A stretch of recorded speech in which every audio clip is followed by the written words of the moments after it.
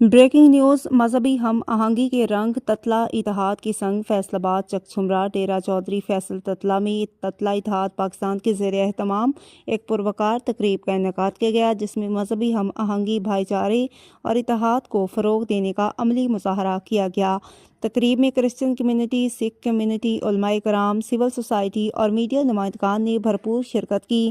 اس موقع پر مختلف مکاتب فکر سے تعلق رکھنے والی نمایاں شخصیات نے شرکت کر کے بین المذاہب یکجہتی کا پیغام دیا۔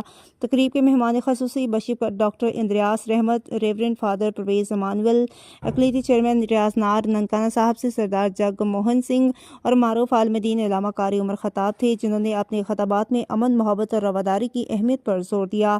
اس موقع پر چیئرمین امن کمیٹی تتلا اتحاد پاکستان چودھری حسن نبیل تتلا، ڈویژنل صدر فیصل آباد چودھری شعیب اقبال تتلا اور تحصیل صدر چودھری عطر حسین تتلا سمیت دیگر معززین بھی موجود تھے۔